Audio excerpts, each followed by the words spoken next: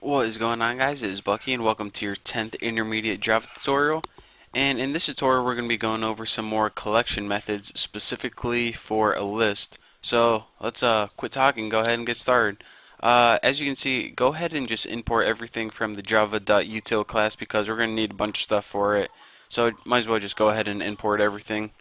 And the first thing we're going to do is, I'll comment this out for you, is we want to create an array and then we want to convert it to list. So go ahead and leave a comment, create an array and convert to list. Bam, game time. So now we need to pretty much create an array. You can create it with any data type you want. I'm just going to use characters because it's really easy to show in this example.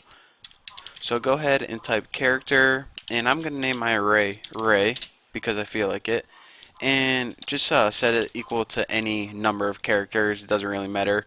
I'm going to set mine equal to P, W, and N. So it spells pwn, kind of. So, alright, so now we have an array of 3 characters. So we're good to go. And now, since we're going to be performing methods in the collections class, we need to make a list. So go ahead and make a list, and of course we want to put character since we want to cast that, and you can name your list anything you want. I'm just going to name mine L because I'm too lazy to type anything longer than that. And what we need to do, as you learned in the last tutorial, or maybe a couple tutorials ago, the easiest way to convert an array to a list is just go ahead and put arrays from the arrays class, and there's a method called as list. Look, it already started typing it for us. And then as your parameter, you put what array do you want to convert to a list. Well, let's go ahead and convert that array we just made, named array, into a list. Now after this, we want just a little display of what we did. So go ahead and put system out print line, and you can just print pretty much anything you want. I'm just going to go ahead and put list is, put a colon, space, and now we're going to write output, and as your parameter you want to output that list. And you see we get an error message right here because we didn't create the method output yet. It's not a built-in method. So we're going to be creating this later on, so we're going to get an error as we're programming it, but when we're done with this tutorial, outside of the main method right here, we're going to be creating another method to fulfill this requirement.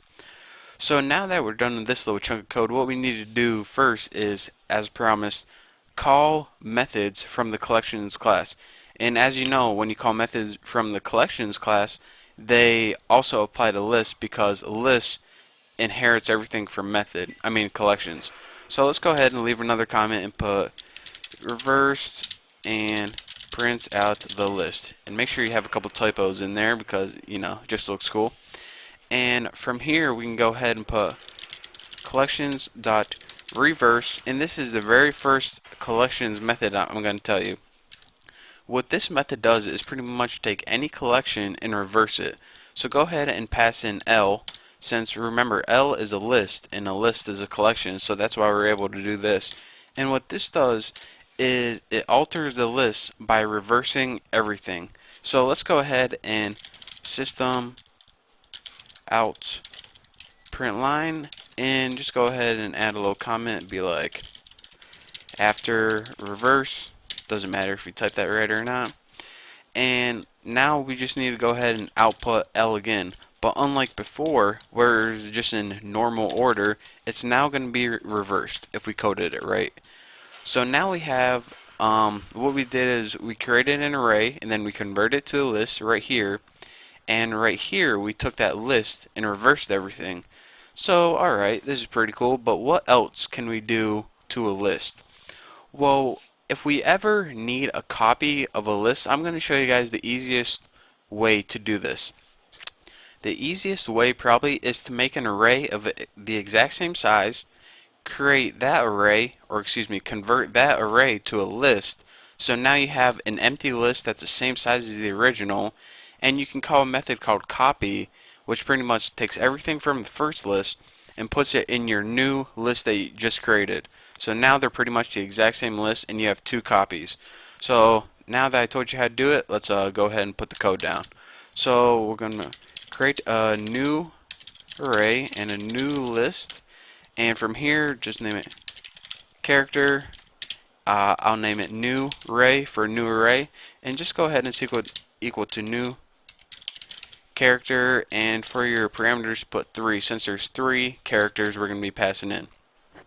Now let me itch my eye, and that felt good. So list, and of course we're going to be just creating it same as before, character data, and what am I going to name this one? I will name it list copy. How original is that? So let's set this equal to array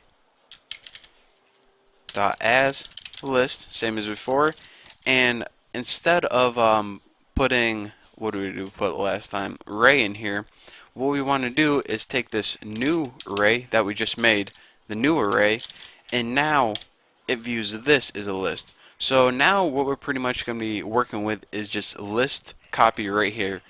And what this is a copy of the same list as before. Or excuse me, it's pretty much a blank list with 3 elements in it. So now what we want to do is copy the contents of list into list copy. Easy enough. So let's go ahead and add a comment. Copy contents of list into list copy. And make sure you spell that wrong because it looks cool. And what you can do from here is collections.copy, and copy is a built-in method, so that's why we don't have to create the method ourselves. And it's a method in the collections class. And now you see by default you get 2 parameters if you're using Eclipse, and that's destination and source.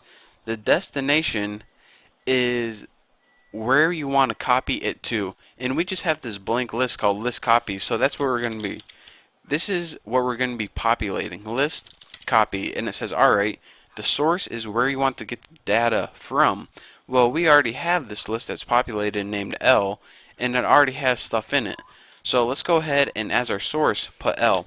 In essence, what this does is it takes everything from L and it puts it into list copy. And I'm actually running out of time for this tutorial, so I'm going to finish up in the next tutorial. But for now, I just want to thank you guys for watching. Don't forget to subscribe, and I'll see you next tutorial.